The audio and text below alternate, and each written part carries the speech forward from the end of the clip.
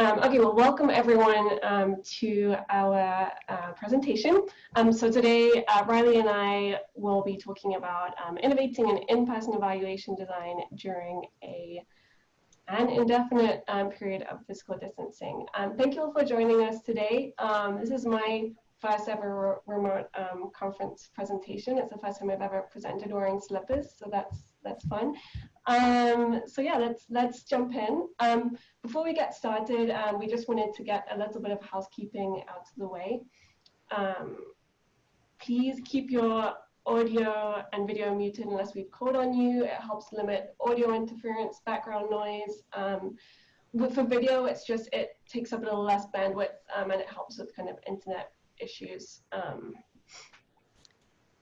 You can use the participants window, which you should be able to find at the bottom of your Zoom window to interact with us.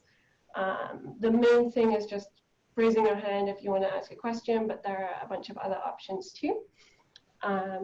Also, you can use the chat window if you'd like to ask a question, clarify any points. We'll try to keep an eye on that.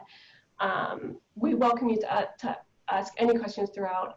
We will be checking the chat and the participants window as we go to just make sure that we're addressing any questions and clarifying anything as we go through.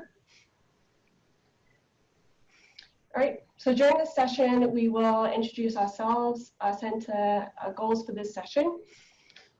We will explain the purpose of the evaluation design that we're going to be sharing with you today. We will describe how we adapted an initially in-person design for a remote environment. We will outline the benefits that we found in doing this and some of the challenges that we faced. And then, time permitting, we hopefully will have some time at the end to do some final Q&A. All right. So first up, let's introduce ourselves. My name is Cathy Hearn. I am a program manager. I also work on some evaluation projects at the Center for Education, Design, Evaluation, and Research at CEDER. And this is Riley. Hello, everybody. I used to be the program associate underneath Cathy. I was also a math teacher for 4 years, as mentioned. So I hope you enjoy our presentation today. So our goal for this session is to have you come away with some actionable ideas for adapting traditionally in-person designs for the remote environment. We'll try and work towards this goal through presenting a case study of how Riley and I adapted to the shift and share some challenges and affordances that we experienced during this process.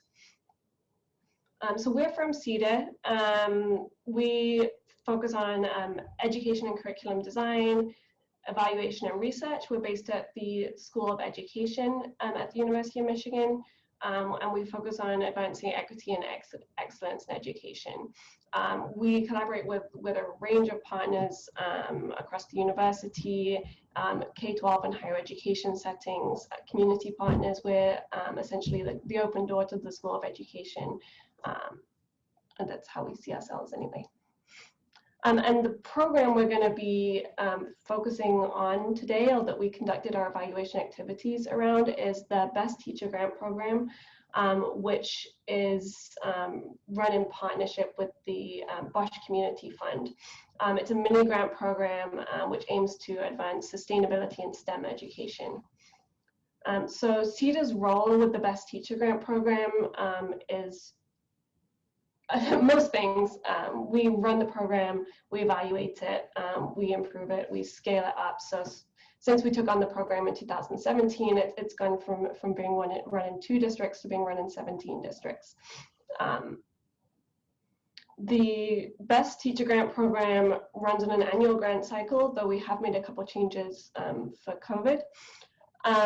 And what we're going to be focusing in on today, so the evaluation activities we'll be describing are around this period between the applications being submitted and grantees being notified of a decision, so the review process. And specifically, our evaluation design focused on our evaluation rubric, which reviewers use to score applications, and all applicants had access to the rubric too while writing their applications. So before we move on, I wanted to check for if there were any questions, give people the opportunity to raise their hand if necessary.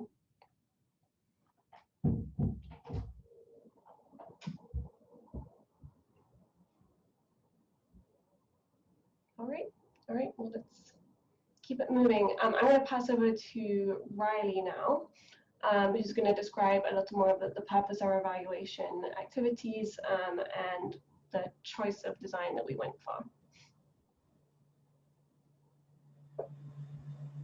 All right.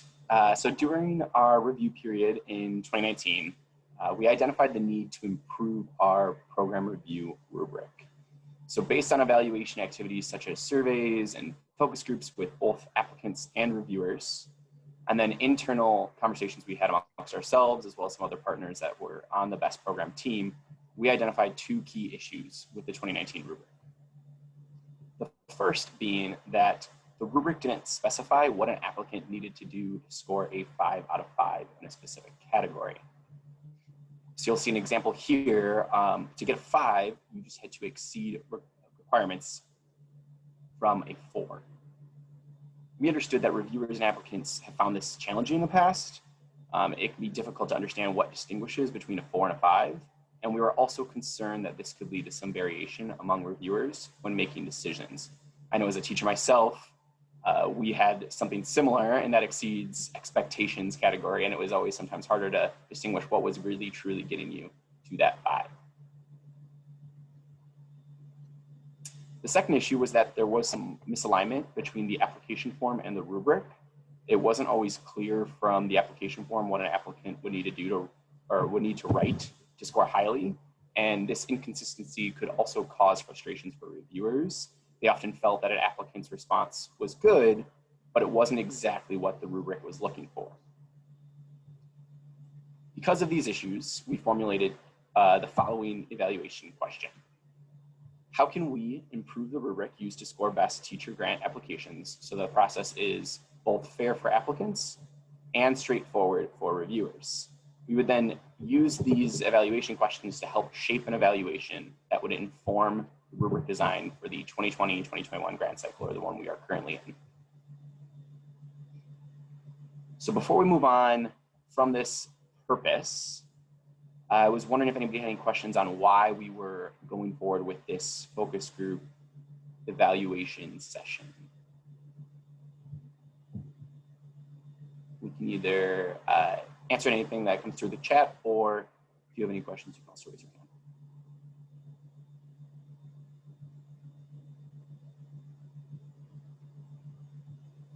All right, on that note, I'll pass it back to you, Cathy. Great, thanks, Randy. Okay, so next up, we're going to outline our pre-COVID evaluation design and then describe how we adapted our design in response to the new remote environment.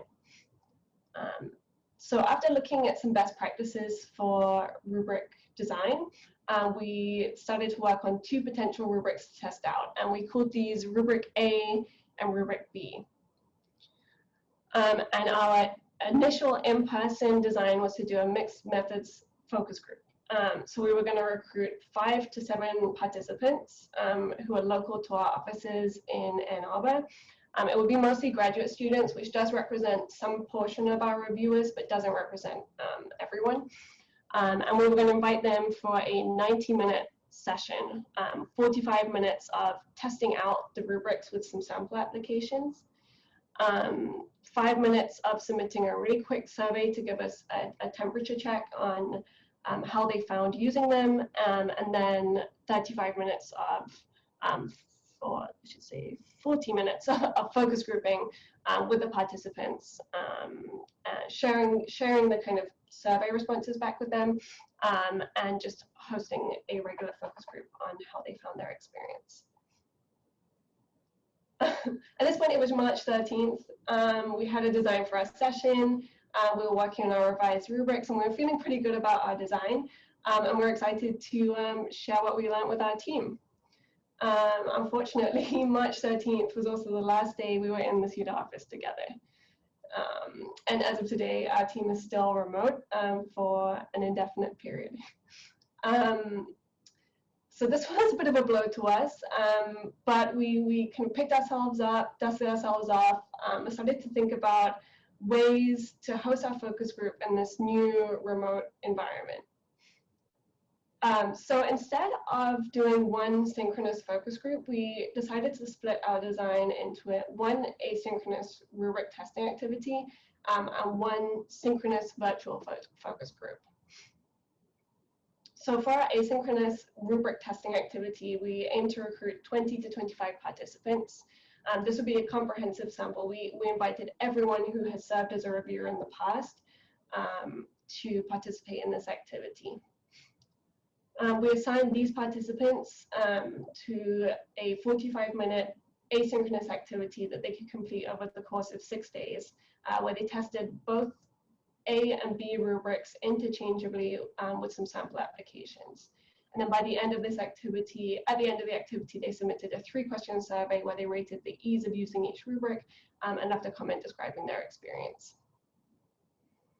So in this part 1, recruiting more people to test out the rubrics than in our initial design allowed us to split the participants into 2 groups. And that meant that we could control for differences between our sample applications. So for example, if you're in group X, you're using rubric A to review application 1, one of our sample applications. If you're in group Y, you're using rubric B to do that same thing. We used Google Suite to manage this part of the process. Specifically, we used Google Forms to collect data. We used Google Sheets to manage our mailing list and to analyze that data. We used Google Sheets add-on called Yet Another Mail Merge. It's a really useful add-on that I recommend to others, which helped us manage our mailing lists. Now, I'm not on the screen that I hoped to be on, so I'm going to try and share my screen and show you some of our resources, but I may need to do a little bit of fixing things to get that to work. So bear with me for a moment. All right, so you should be able to see a Google Drive window.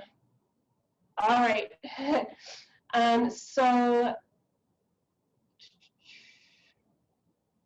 this is the folder that we use to kind of house all of our resources. I just wanted to kind of show you what some of this looked like. So we managed our mailing list in this document. I've whited out the names and the contact details so that you can't see them, but they're kind of all in there. So we managed our sign up, our groups, and all of our reminders through this mailing list using that add-on that I mentioned, Yet Another Mail Merge. So that kind of just comes up here.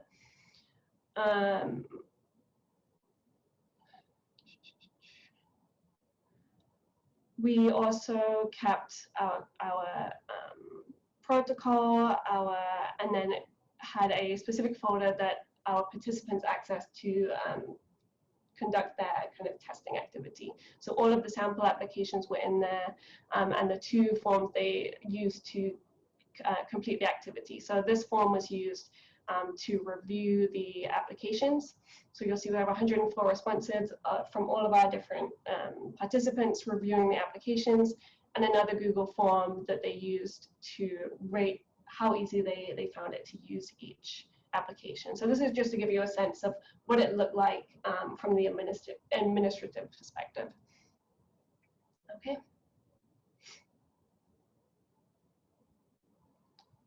All right, so from that group of 22 people who completed that part 1 activity, we hosted a synchronous virtual focus group. So we selected 5 to 7 participants from that part 1 group who had expressed an interest in participating in a follow-up focus group. And I should say that basically everyone who volunteered for part 1 also wanted to participate in part 2, so it gave us a good choice. We selected with an intentionality towards representing a range of different geographical locations. The best program is in Michigan, North and South Carolina, so it actually allowed us to represent the geographical range of locations as well as the different professional backgrounds present in our review team. In this activity, we hosted a 45-minute virtual focus group. We shared a data packet that we'd put together based on the responses that we collected in part 1. And then we used this packet as a jumping off point for the focus group discussion. We then moved to a semi-structured focus group protocol. And here it is, here's our focus group. We did ask our participants permission to take a screenshot for educational purposes and to show a few features of our Zoom setup. So we recorded our meeting. We set this up to auto-record prior to the meeting, but you can also do this during the meeting. We used a waiting room so that we could basically control when people were entering. We asked participants to mute when not speaking to limit background noise. And in our email instructions, we asked them to join using their computer and keep their video on so that we could watch for any non-verbal cues. We also asked participants to use the chat window if they're experiencing any technical issues or had any questions. And we posted our interview questions and resources in the Zoom chat. One of our CEDER colleagues was responsible for taking notes throughout so that Riley and I could focus on the participation. And while Riley was facilitating, I was keeping an eye on the participants and the chat and vice versa. All right, I also wanted to share with you the data packet that we used with our participants. So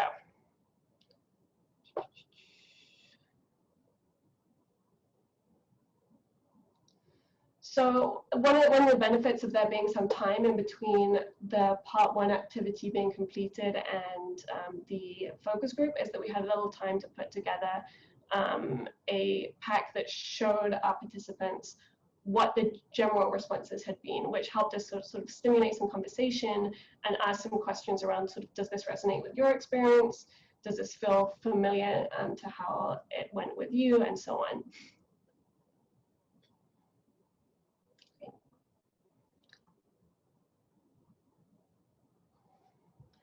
And I also wanted to say that we have made all of the resources I've shown with you just now available in this folder. I'm going to leave this slide up for a moment so that you can take a note.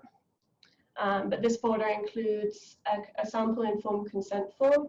We actually circulated that via Qualtrics, but we couldn't put a Qualtrics survey in a Google Drive folder, so we turned it into a Google form. It includes our protocol that we used, it includes the data pack, it includes our slides for today. All of those things you should be able to access at this link.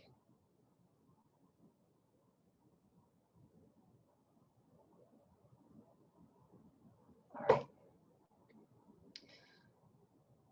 So now we wanted to hear from you all. We will move on in a moment to talk about kind of some of the benefits and challenges to shifting to this remote mode, but we wanted to kind of just pause and hear from you all about how you've adapted in-person evaluation designs for a remote environment.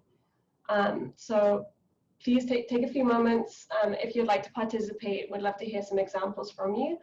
You can either raise your hand or type into the chat window. We're going to give you just a couple minutes to think before we do any sharing out that people would like to do.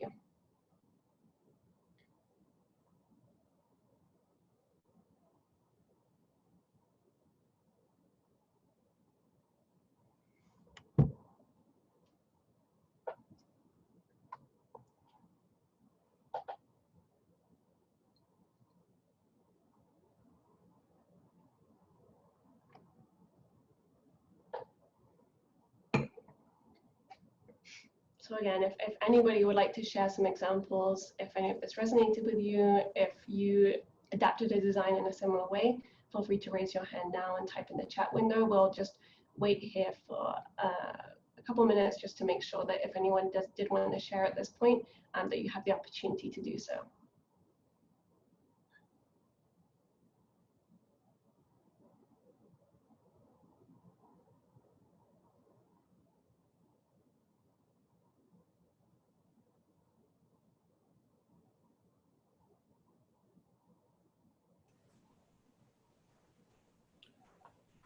I'm not seeing any questions in the chat, Cathy, so it looks like yeah. you can move on. Neither am I. Yeah. All right. Okay. Well, we can move on. All right, so next up, I'm going to pass over to Riley, who is going to discuss some of the benefits and challenges that we encountered in our remote design. Thanks, Cathy. All right, jumping right in. So after our focus group, our internal BEST team, there's a good 3 or 4 of us, met to debrief how we think the session went. We identified more than 10 benefits while using the remote format.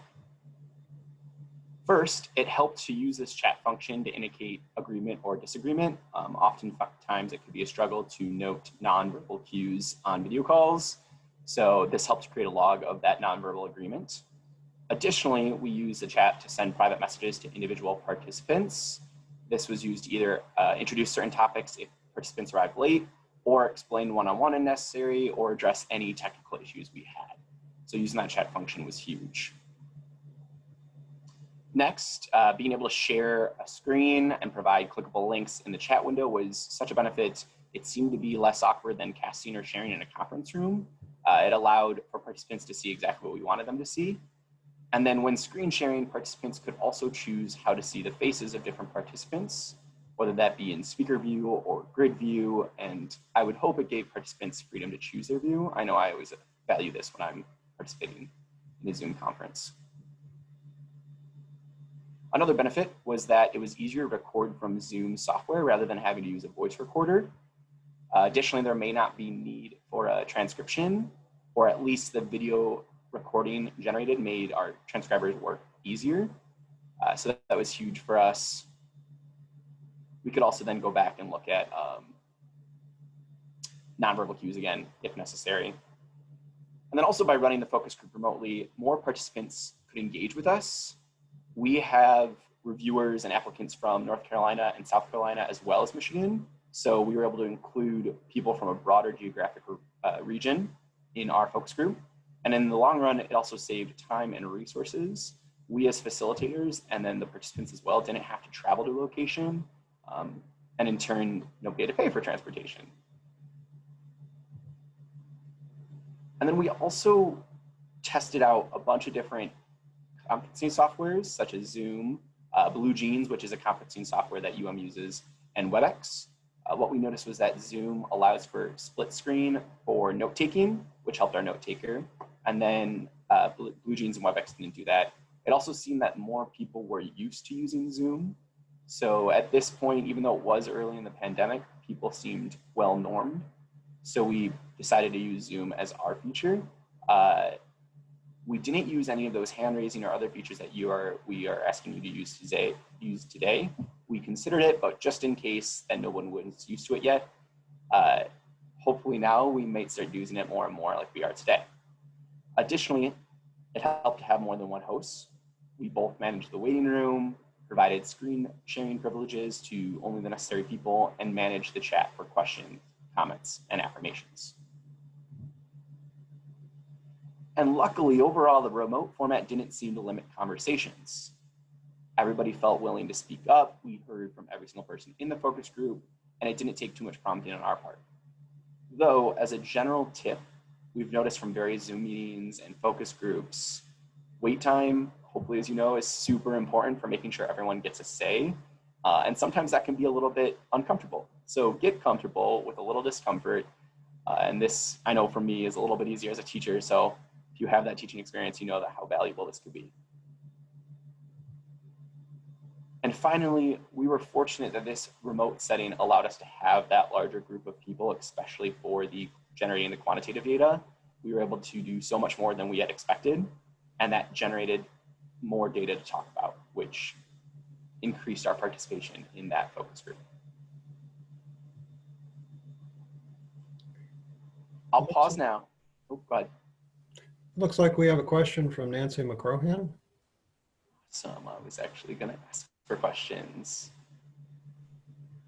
Hey, Riley, this is Nancy. Could you say again, one of the benefits was about the chat box. Can you say a little bit more about how you use that? Yes. So one of our upfront features or upfront norms that we included was that if you are agreeing or disagreeing, normally when we are in a focus group, we'll note whether somebody is head nodding or a assenting maybe under their breath or something like that. We didn't necessarily have that ability here, so we asked them to put in the chat whether they agreed or disagreed, so we were able to actually kind of turn some of that qualitative data into quantitative data of how many people were agreeing and disagreeing. So we used our chat function to note how many people agreed. If they would type in, we agree, I agree, kudos to that. And we asked them to do so ahead of time so that we could create that running log of it. And then we also used it, there's a way to change your chat from everyone to a specific person. So you could have a chat privately with somebody, which we would then use to handle any technical issues, introduce participants to certain topics that they may have missed, or just explain anything one-on-one if necessary. Thank you.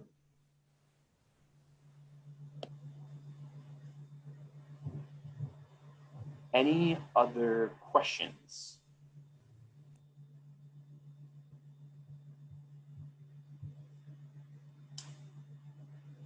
We would love to also, we'll keep prompting, we'd like to hear from other people as well. So if you can think of any other benefits from doing remote focus groups, feel free to type that in the chat, raise your hand and share if you would like. We'd love to be able to call out some of our other benefits as well. Hi, this is Felicia. This is more or less in agreement with what you've already shared, but one thing that I found beneficial for the remote approach is that we are able to engage more individuals that would not normally come out. And so even some of the computer savvy seniors that have access are now willing to participate more willingly. And there's more flexibility. And one item that we're using more recently is the DoorDash lunch option, where we're sending out gift certificates through DoorDash so that while we're not able to use the typical gathering of folks with a meal, we can send a meal to the participants as an incentive. I love that. We've actually done a little bit of that too, and that's awesome. Everybody loves a good lunch and learn, I've noted.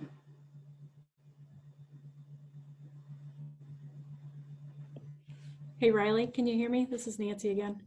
Yep. So the last time I did a webinar and we were able to put URLs in the chat box, that was great. That was a new way of doing things for me. And I thought it was really helpful to be able to just point people right to something. They could just click on it and they could see exactly what we were talking about. That was pretty great way to share instead of trying to cram more stuff into your slides, or, you know, or it might be the after evaluation survey that you need people to go to. I've always found it's easier to click on those links in the chat than it is to like type it in from a slideshow. So I will note also, I'll take this time to plug in that that link shared earlier to access some of our virtual resources also had a link to our slide doc. So you could go through these if you needed any of the links or information again.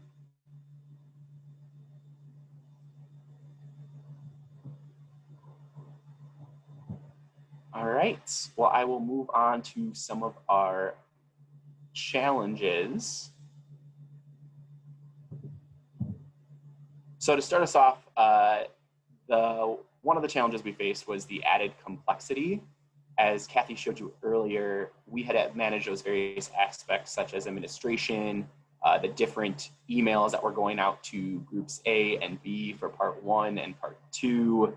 That was like 4 different mail merges that we had to make sure we're going through. So it just added a little bit of complexity that we made sure to manage on our end that wouldn't necessarily have been as challenging from an in-person design. Next, unfortunately, computer cameras and screens, they can only capture so much. So body language was limited to about head nods. So you couldn't get a full view for that body language. I know I also do a little bit better when I'm in person, being able to act off of people. So it was a bit of a struggle on that sense as well. And then at the time, we were doing this in April, so Zoom was experiencing a little bit of privacy issues. So to a certain extent possible, we protected the focus group with passwords and waiting rooms. However, there is still always a potential for data privacy issues in a remote setting, which is important to consider for data collection. And then finally, we were also cognizant that it could be a challenge for participants to find a quiet space in their home. We know that some participants may not have had or had limited access to computers, cameras, and internet. Additionally, internet connections can be spotty, and some participants may have different levels of familiarity with technology. So we just made sure to recognize this equity issue and made sure to address it if it was necessary. Fortunately, it was not necessary, but it's always something to be aware of when moving forward with these remote settings.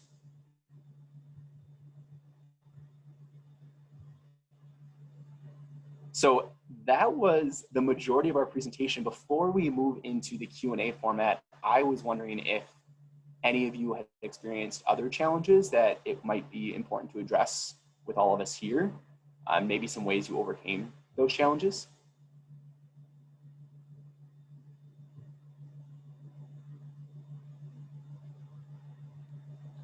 So one challenge that, and this is Felicia again, that we've encountered has been more around survey data collection. If we're sending out a unique link to individuals to complete a survey, just so on our end we're aware of whether or not they've completed it, we can't really control for them sharing the link with another potential participant. And then of course that person says, oh, the link's not working because it's already been used. And so it's very difficult to control those little snafus given, you know, people are willing to participate, but at the same time, they're not aware of some of the background procedures that we put in place. And so that's become a challenge, and it's just more communication. And like many folks, we're having capacity issues. So it's very difficult to monitor everything that's happening in this new remote world. Definitely. Something to be aware of. Thank you. Other challenges or potential ways you problem solve a challenge?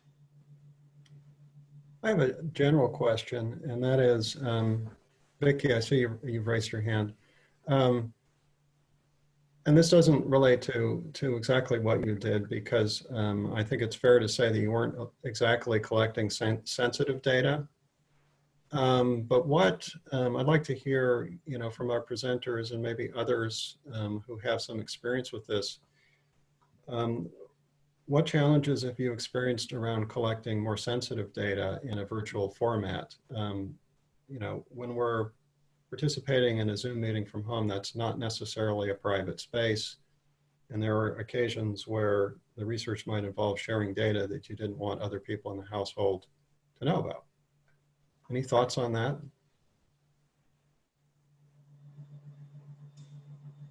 Cathy, I'm going to send this your way if you have any insight.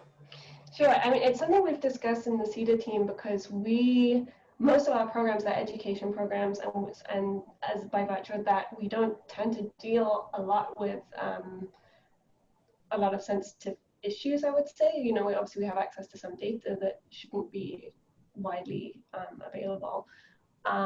So I'm not sure actually if I'm best placed. There might be other programs within the other evaluations within our center that might be addressing these issues more than evaluations I've worked on where the data hasn't been super sensitive.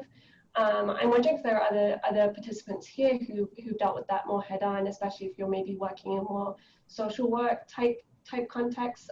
I can see that definitely being a potential issue. This is Adrienne. Yeah, for my project, we are collecting sensitive data.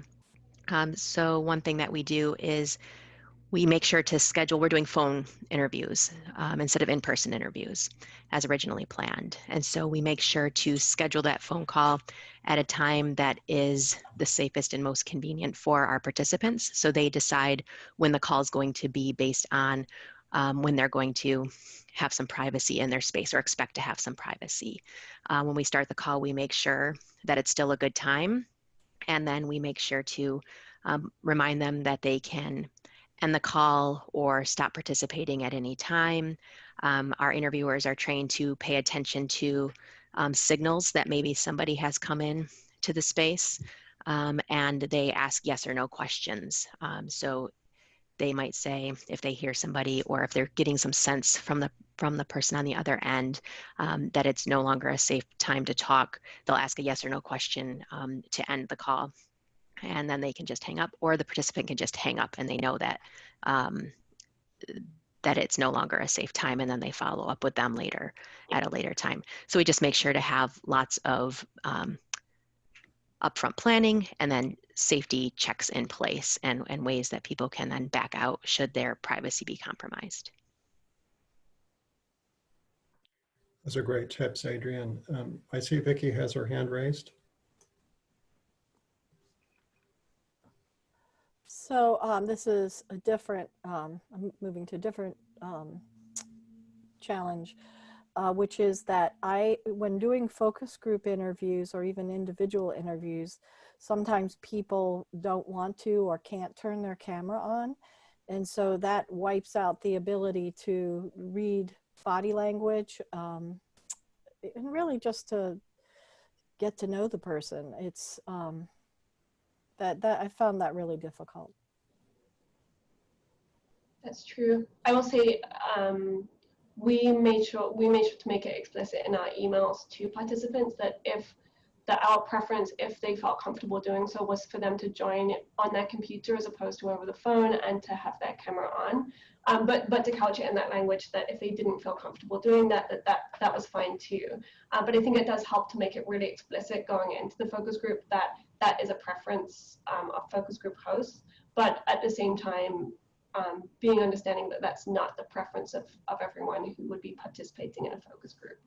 Yeah, interestingly enough, some of the people I was interviewing, because I was doing some evaluation around a virtual pre-first year summer program for students entering engineering. And one of their complaints was about other people, you know, they were supposed to be meeting with, collaborating with, choosing not to turn their cameras on, that it made them feel very separate from those people, like they weren't really all in the same cohort. It was quite interesting and evaluation finding for us.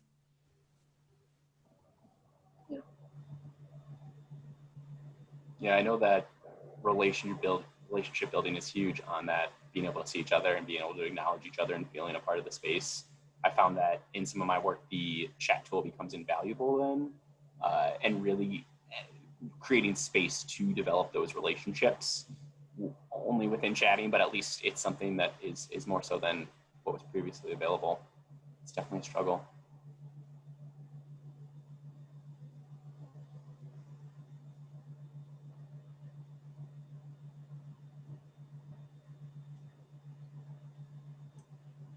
Any additional questions or comments for our presenters?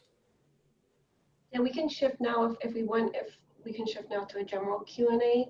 Maybe just give anyone the opportunity who wants to share any additional challenges before we move on. So if you want to talk about specific challenges, now would be a great time to do so, and then we'll move on to a general Q&A.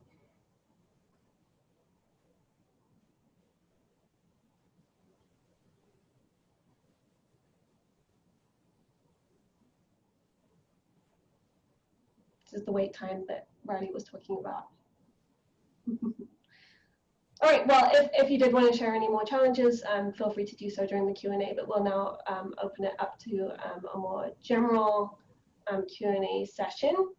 I also wanted to highlight a couple things from the chat. We've had a couple of participants sharing some useful resources that have been useful, I know, in both in trying to do instruction online and in interview and focus group settings online. So Jamboard, and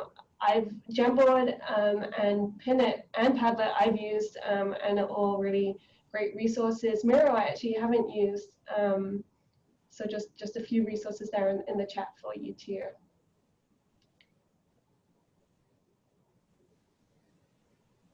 All right, any other questions? I'm going to go back to our link so that for the rest of this presentation, you'll have access to that link to our resources. But I'll keep things open for Q&A.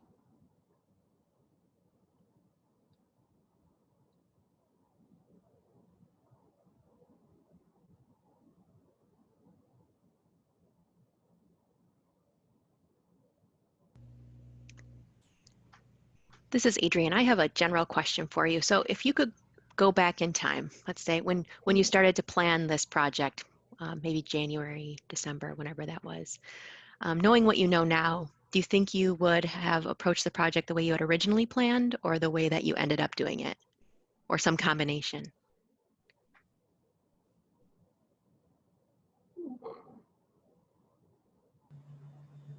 I have my answer. Well, Cathy. Riley, jump in, and I'm going to go in and fix this typo that this blaring typo that I just noticed. So yeah, Riley, jump on in. Yeah, I would say I would probably do a combination now. The opening up the asynchronous data collection, quantitative data collection was huge. And I think that's the exact same way I would want to go forward with it, is sending out those applications and not doing it in person like we had originally planned. However, I am, as I mentioned before, very partial to in-person focus groups. So I probably would include that if possible. I really am better at reading people's body language and going off of the empathy portion of it, which I found better in person. So I think some combination would be appropriate.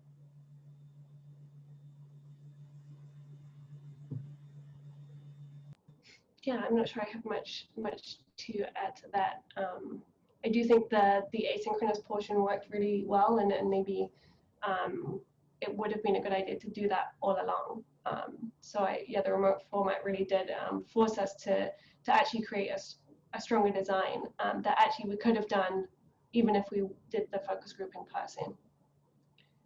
I think for our program where we have people participating across state, the Zoom focus group was also very appropriate and didn't limit that conversation. I think we would have found very similar findings. I think that was just a personal preference to be in person.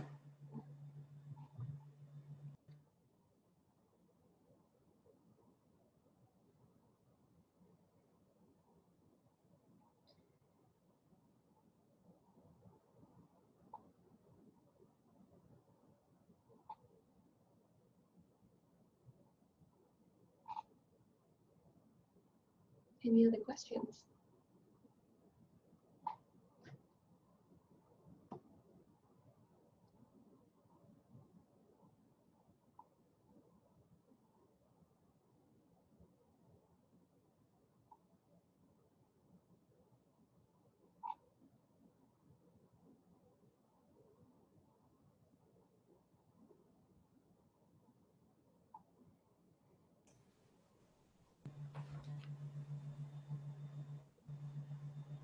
Cathy and Riley, would you like to wrap up? I think we're good. Yeah. Okay. Well, let's give Cathy and Riley a big thanks for their presentation. I thought this was a wonderfully detailed inside look at how to transition evaluation work online. I really liked you allowing us to peer under the hood, so to speak, to see the mechanics of how it worked. That was, I think, very helpful. Thank you all. Thank you all for joining us today.